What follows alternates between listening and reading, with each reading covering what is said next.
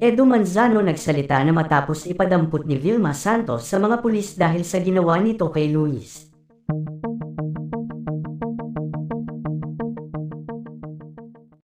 Matapos mapabalita ang nakakalungkot na nangyari sa aktor na si Luis Manzano, ay maraming balita nga ang siyang lumalabas at patuloy na pinag-uusapan online. Isa na dito ang umano ay hindi umano sa sakit ito binawian ng buhay kundi sa ibang paraan.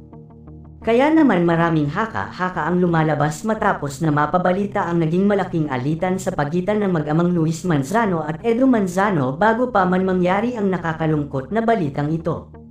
Ngunit ayon naman nga sa aming source ay may matagal ng sakit si Luis Manzano na matagal nitong inilihim sa kanyang pamilya. Ang tangi lamang daw nitong pinagsabihan ay ang ama nitong si Edo Manzano. Ayon pa sa balita matagal nang gustong sabihin ni Edo sa kanyang dating asawa na si Vilma Santos ang buong katotohanan tungkol sa mabigat na pinagdadaanan ito ng kanilang anak. Ngunit mas pinili umanong magalit ni Luis sa kanyang ama dahil ayaw umano talaga nitong malaman ng kanyang inang si Vilma ang tungkol sa kanyang malubhang karamdaman.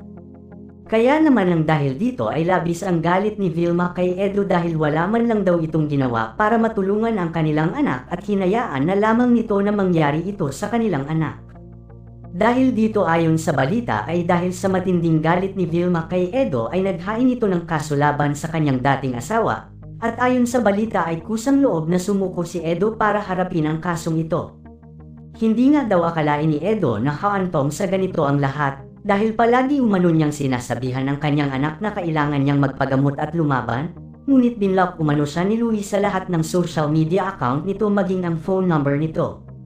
Hindi din umano totoong pinabayaan niya si Luis, dahil si Luis umano ang may kagustuhang ilihim ito sa lahat, dahil nang malaman nga daw nito ang tungkol sa kanyang sakit ay siya na mismo ang sumuko sa kanyang buhay. Mahal na mahal nga daw ni Edo ang kanyang anak at walang may kagustuhan sa mga nangyari.